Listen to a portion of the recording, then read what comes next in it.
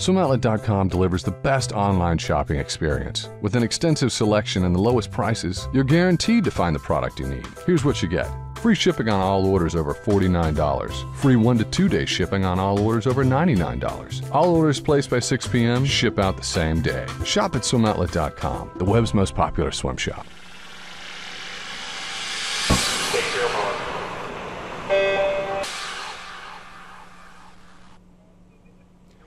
Welcome to day 3 of race day on Monday, July 30th, 2012, brought to you by SwimOutlet.com, the web's most popular swim shop.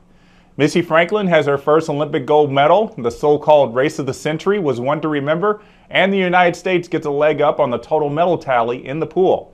I'm your host, Jeff Commings, and joining me as they have the past 2 days are Swimming World correspondents John Lohn and Tiffany Elias, who joined me from the London Aquatics Centre. Hi guys, good to see you back. How you doing? Thanks, Jeff. Well, let's get right into this memorable day. The men's 200 freestyle final, which the media has been calling the race of the century, which I kind of disagree with. I kind of am going with the men's 200 IM. But Yannick Agnel of France, 143.14 to get his first individual gold medal.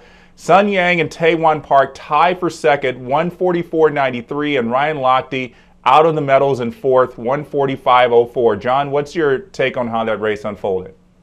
I think it was considered the race of the century because of the depth to the field. You had Paul Biderman in there too, and you have a tremendous group of guys going for 3 medals.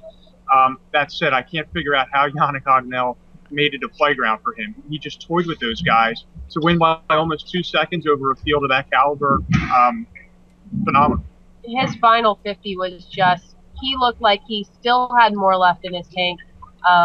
Really just dominant over that field. I thought it was up in the air for second. Would have liked to see Lochte get in there on that medal stand, but it was really tight between Park and Sun Yang, who I thought Sun Yang would be a little bit more in the race with Agnel. Yeah, I think Agnel did to the field what I thought Sun Yang was going to do to the field. You know, he just really distanced himself. You know, Sun Yang is known to close that last 50, and I thought if Sun was a half a bye length behind the leader as he was just going to run right by them last 50, but there was something else in Yannick Agnel that last 50. I don't know if he was just riding a high from that relay yesterday or if this is just the way he's been training, but it was very, very impressive.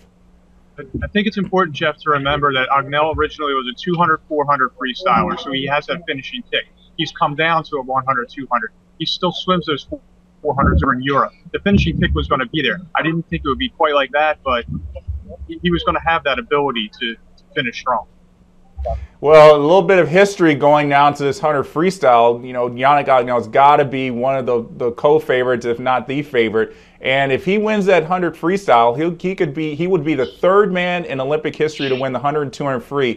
And there's 2 big names that have done that: Mark Spitz in 1976 and Peter van den Hogenbaan in 2000. Do you guys think after today he's got the 100 in his hand? I think he's absolutely a contender. Cannot count him out. I know all the focus is on Cielo and the other guys up there, Magnuson and Adrian, but after seeing what he's done the last 2 nights, he's got to be coming off so much momentum. It's going to be on his side. And those are some pretty good names you threw out there, Jeff. And Spitz from the '72 Munich games, Van den Hogenbaan. Just those are legends of the sport. To be able to be in that circle, if you can pull this off, that would be something else. Yeah, and his first Olympics to already be in the same conversation as Spitz and Van den Hogenbaan, something to be recognized. All right, the women's 100 bag final. Missy Franklin, get that gold medal, 58.33, a new American record. Emily Seebohm, who had been doing so well in the heats and semis, got second, 58.68. And Japan's Aya Terakawa got the first of 3 bronze medals for her country, 58.83. Now, obviously, Missy had that tough double. Again, the women's 200 free semi was 13 minutes before that. I mean, that's a shorter time span here than she had at trials, and yet she just really impresses. I mean, we'll talk about that 200 free semi later, but I mean, just really just shows how confident she was going into this race. Jeff, we had it as 13 minutes from the conclusion of the semifinal of the 200 free to when she went in the water for the 100 back. And to be able to come back on Emily Seebohm and to get it done in the last few strokes, pretty unbelievable. I just wrote a column. I think one of the things that serves Missy so well is her demeanor. She she's never flustered. She's bubbly all the time. She was smiling behind the blocks. The pressure doesn't get to the girl. And to be able to handle something like that double, you have to have a free and loose personality. And there's no other way to say it. That's, as talented as she is, her arsenal also has that demeanor, and that's a huge weapon. She seems to be handling the pressure really well, but it's really hard to discuss this hunter back without talking about the 200 freestyle first, which we'll come back to in a bit. But I think knowing that she got that 8th place position going into finals tomorrow, which, like I said, we'll touch on, that in and of itself must have been adrenaline, because she was right on the cusp of not making it in that 200 freestyle when she was trying to hold back just enough to save up for the 100 backstroke. So I think there was a little momentum there, which she needed to take C-Bomb down in that 100 backstroke. Yeah, let's go ahead and talk about that women's 200 free semi, since we really are discussing it. Franklin got in there in 8th place, and I'm sure everybody was just holding their breath until the list of 8 swimmers came up, because she was, I believe, 4th in her semi heat. And, you know, that's always dangerous, especially at the Olympics, to do. And, you know, to see her come in ace, she probably, you know, had a nice little sigh of relief. I don't know if she even knew it. You know, they probably shielded her from it. I don't know if she walked out of the pool deck before they did it. Probably not. But, you know, either way, just, you know, a really, really kind of a scary effort there. But she's in with Alison Schmidt in 2nd place. Bronte Barrett of Australia is in 1st, and Camille Mufaz in there as well. This is going to be another one of those, as you say, John, you just throw a blanket over it and, you know, kind of try to figure out who's going to win this.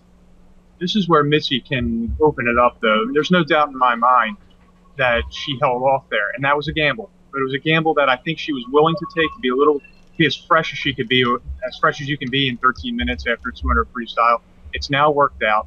She's going to be able to really go in there and really have nothing to lose. And it's such a cliche, but that's the way that's going to be. I like Alison Schmidt where she is. She looked so good in that 400 yesterday, and I think this is her better event. This is going to be this could be maybe what we thought the men's 200 free would be, a really tight finish.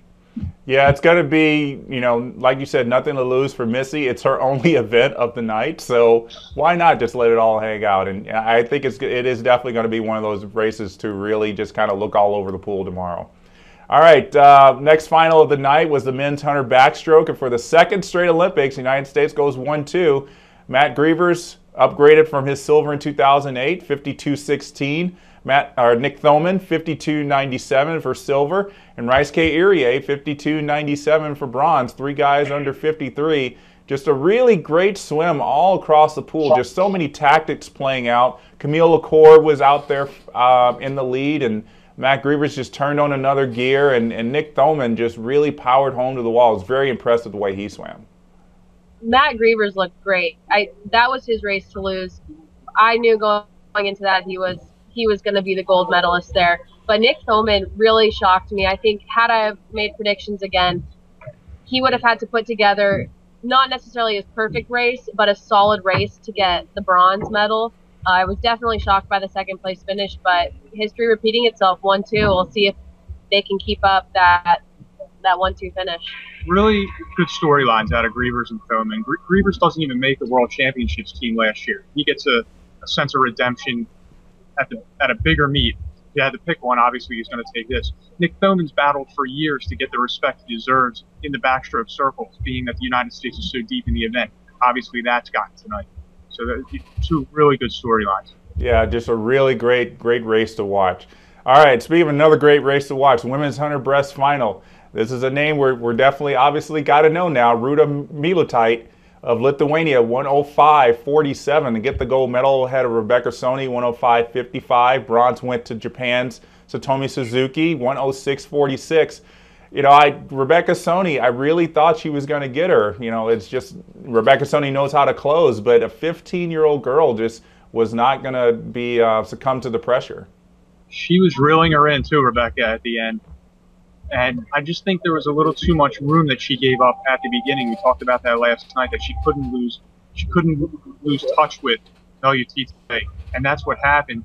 I doubted whether she was going to be able to do this 3 rounds in a row. 15 years old, from a country that doesn't exactly have the greatest of swimming background. She is training in Great Britain, but you wonder if the pressure would get to her. Not that a whole lot about her. We knew it wouldn't get to Missy, but we don't know on Ruta Meilutyte if that would happen.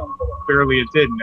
And it was really neat to see her emotions at the end. She cried in the pool afterwards. She was tearing up on the medal stand while the national anthem played. It meant so much to her. That's what the Olympics are all about. It was really cool. That's exactly what I was going to say. Is she's by far been the most emotional. She should be at 15, but it was really great to see her up there. I think Sony probably would have needed another 10 meters to really get her. Normally I'd say 5, but I don't even think 5 would have done it because Meilutyte wasn't giving up anything at the end. But I think that's promising for Sony's 200 breaststroke to come. Well, I think as she gets older, I think this is going to be a person to really watch. You know, obviously, this is not the first young breaststroker we've seen at the Olympics. Amanda Beard, Anita Nall, the list goes on and on. Liesl Jones back in 2000. So, you know, this is not unprecedented. It's kind of unprecedented that they win gold, but definitely a name that we'll have to be watching out for. Definitely, probably starting even next year at the Worlds. All right, so we already talked about the women's 200 free semis. We'll talk about the other 2 semis that happened today. The men's 200 fly semi, pretty much the usual guys that I expected to be in this. Matsuda, Leclos, Chen, Phelps, Clary, Yukich. All 6 of those guys under 154. We know Phelps can go 153. We know Matsuda is kind of still feeling the sting of last year's World Championships where he was battling with Phelps almost for 160 meters and then fell off. So how do you think, John, this race is going to shape up in terms of whether Michael Phelps can pull off this three-peat that everyone's been waiting for? Michael talked after the race about needing to be out faster tomorrow, and I think he's right because he doesn't want to let anybody lurk. He doesn't have the gap that he's typically accustomed to in this 200 fly, where there's a slam dunk stamp gold medal. He's going to have a fight on his hands, and I think he has to get out faster, get himself in a position where there's not going to be oh boy, everybody's right with him there, because he looks better geared toward the sprints this time around. If he can just turn at that 150 in first, I think he's going to be all right. I don't want to have to see him come from behind, even though he's known for doing that. Yeah, and John and I were discussing this during his race, and I'm pretty sure everybody else here is expecting it as well. The expectations are so high for him, and we're so used to him swimming races where all of a sudden you go, okay, there's Michael Phelps. And at the end, we slightly saw it where, not on that last wall, but about halfway through the last 50, he started to pull ahead slightly so he could get his hand on the wall first. But being that he had a really frustrating 400 IM, I think the crowd here really needs to feel that notorious Michael Phelps tomorrow. Yeah, Tiffany, that's interesting. Do you think after him getting 4th in the 400 IM, and even, you know, after his great swim last night in the relay, do you think everybody in that final thinks that door's a little bit open for them to get through and say, you know, Michael Phelps isn't the Michael Phelps from Beijing? Not necessarily, because he's not the type of athlete that you can say that about, because we've seen him, for example, I think it was Pan Pacs where he didn't make the final in the 400 IM and then he still pulled off an unbelievable swim. So he's not someone that you can count out, but at the same time, his first wall just jammed it, did not look smooth. So he's going to have to hit everything tomorrow. The 400 IM, the same thing. He just wasn't hitting things, couldn't get the tempo there. He needs to hit everything to have a solid swim, but you definitely can't count him out because we've seen him too many times pull off unbelievable things where we said, well, at Phelps, I guess you got to believe it. Jen pull out a medal of any kind tomorrow, and then he gets the medal as part of the 800 free relay. Tomorrow's the night that he becomes the most decorated Olympian ever in terms of medal count. He's at 17. That would put him at 19, one more than Soviet gymnast Larissa Latinina. So there's a lot at stake tomorrow night. Of course, I think he would have wanted to make that history with a pair of gold medals, not one of them being an off color. Right. That's right. Definitely 2 pieces of major history going on tomorrow. And I hope he doesn't have memories of Beijing 200 fly, or maybe he does and he's going to get some super glue on those goggles tomorrow. Make sure they don't fill up with water. All right, so on to the women's 200 IM semis. Yeshi Wen, 2:08.39, just continuing to look easy, controlled, and smooth, and just letting us all believe that something amazing is going to happen tomorrow. And here's something that's interesting. 7 of the 8 finalists from last year's Worlds are in tomorrow's final. The only one that's not in is Julia Wilkinson. She's being replaced by Kirsty Coventry. But I really believe, unlike last year, I believe everybody just believes Shi Wen is going to do it, and it's a battle for second. Oh, yeah, I was just going to say that, Jeff. This battle is definitely for second. I probably would bet money Shi Wen is going to do something really similar to the 400 IM. I think it's going to be a little bit closer, but no doubt she's going to finish. And I would really like to see Leverins get in there for second, but it's going to be a dogfight tomorrow for second and third. I think you're looking at probably a 2-second victory at least by her, which goes to show that I'm thinking she's going to be at least 2:07s, if not faster. I threw something out there today saying, could she actually push Ariana Kukor's tech suit record, which is 2:06.15?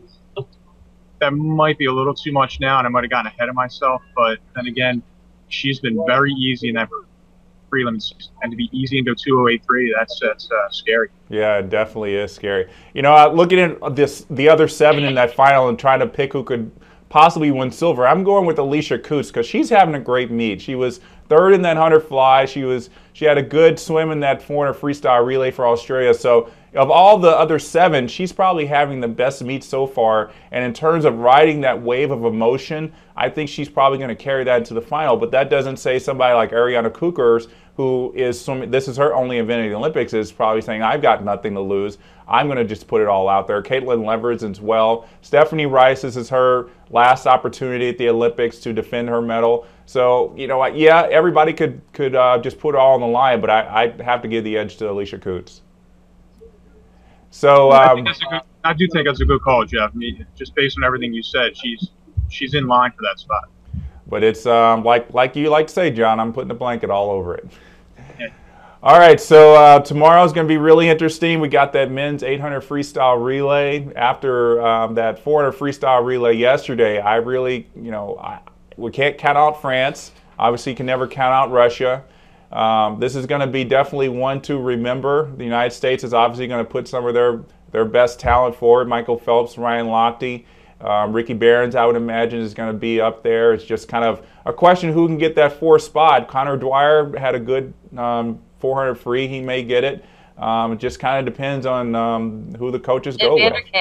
And we spoke about Vanderkay the other day. Yeah, Peter Vanderkay could definitely be in there as well. You know, everybody just wants to be able to step up there and kind of be the one to say, I kind of helped the USA get back on top in terms of relays. All right, guys. Well, thanks for another great day of talking about swimming at the Olympics. Have a good night, and we'll see you tomorrow. Thanks, Jeff. All right, bye, Jeff. All right, so that's John Lohn and Tiffany Elias at the London Aquatics Centre. And that's going to do it for day 3 of race day. We'll see you back here tomorrow.